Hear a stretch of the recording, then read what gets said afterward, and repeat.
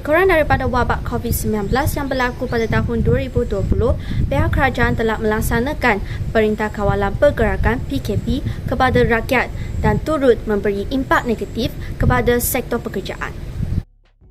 Penutupan perniagaan semasa PKP telah menyebabkan banyak syarikat tidak dapat menampung kos perbelanjaan, termasuklah gaji pekerja, sehingga menyebabkan banyak syarikat terpaksa membuang pekerja. Natijanya, berlaku peningkatan kadar pengangguran.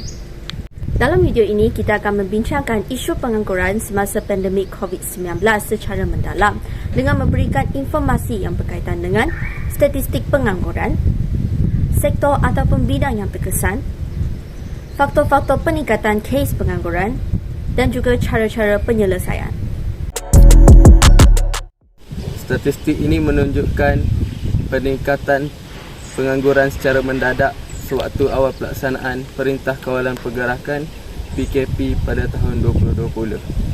Statistik ini menunjukkan kadar pengangguran bagi setiap negeri, di mana negeri Perlis, wilayah Persekutuan Labuan dan wilayah Persekutuan Kuala Lumpur menunjukkan peratusan pengangguran yang tertinggi.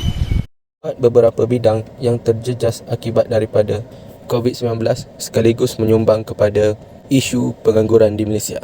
Antara sektor yang terjejas akibat daripada masalah ini ialah sektor penerbangan. Sebagai contoh, AirAsia mengalami kerugian sebanyak 803 juta pada suku pertama tahun 2020. Ini syarikat tersebut hanya memiliki 40 buah pesawat berbanding 100 sebelum COVID-19. Seterusnya, sektor perhotelan. Terdapat beberapa hotel yang terpaksa ditutup akibat daripada pandemik COVID-19. Sebagai contoh, Sheraton Imperial, Kuala Lumpur dan Royal Chulan Bukit Bintang. Seterusnya, sektor perniagaan. Sektor perniagaan mengalami kesukaran untuk menampung kos perbelanjaan semasa COVID-19. Hasilnya, 37,415 syarikat terpaksa gulung tikar. Selain itu, sektor pelancongan. Sekatan perjalanan dan penutupan sempadan menjadi penyebab kepada masalah yang dialami oleh sektor pelancongan. Antara tempat pelancongan yang terpaksa ditutup ialah Taman Tema Bukit Gambang Resort City, BGRC. Akhir sekali, sektor pembuatan. Sektor pembuatan terpaksa mengurangkan tenaga kerja bagi menjimatkan kos untuk menampung perbelanjaan syarikat mereka. Disebabkan pandemik COVID-19 yang datang tanpa diduga, keadaan rakyat pada saat ini ibarat minum terasa duri, makan terasa sekam. Namun, masih ada lagi yang tertanya-tanya, apakah punca sebenar kepada peningkatan kadar pengangguran di Malaysia? Antaranya, syarikat menghadapi kesukaran dalam menampung kos belanjaan yang tinggi, lebih-lebih lagi ketika perlu beroperasi mengikut prosedur operasi standard SOP. Mengikut statistik juga, pelaksanaan SOP ini telah menelan ratusan malah ribuan wang ringgit daripada syarikat-syarikat tersebut.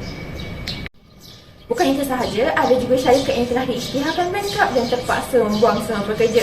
Contohnya, firma Cina Xiaomi Corp telah mula memberhentikan pekerja dalam perniagaan perkhidmatan telefon pintar dan internet setelah bergelut dengan penularan COVID-19.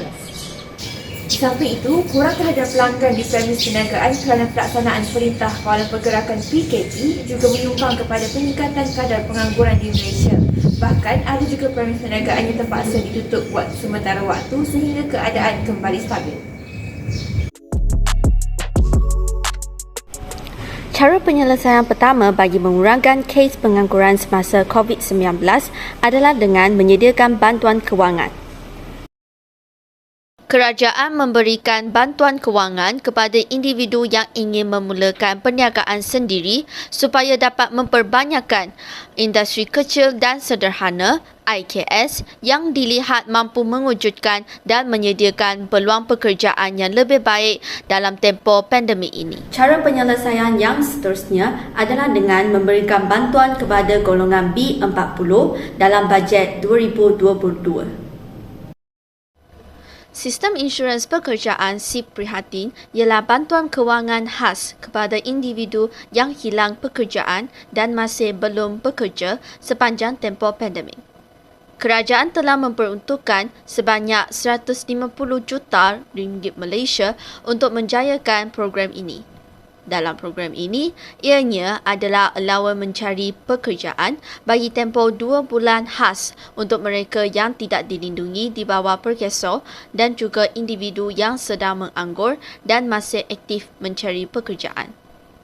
Cara penyelesaian yang ketiga adalah dengan menjalankan latihan ataupun melaksanakan program. Pelaksanaan program MyStep Short Term Employment Program iaitu program yang menyediakan latihan dan penempatan jangka masa pendek di sektor awam, syarikat berkaitan kerajaan GLC dan rakan strategiknya telah dibuka kepada yang berumur 18 tahun ke atas. Kesimpulannya, isu pengangguran sewaktu pandemik COVID-19 bukan sahaja bergantung kepada usaha yang dilakukan oleh pihak kerajaan. Bahkan juga semua lapisan masyarakat perlulah memberikan pertolongan kepada golongan penganggur daripada segi kewangan dan juga mental. Akhir kalam, Rendah Gunung Tinggi Harapan kami berharap agar isu pengangguran ini dapat diturunkan dengan mengambil inisiatif yang berkesan. Sekian. Terima kasih.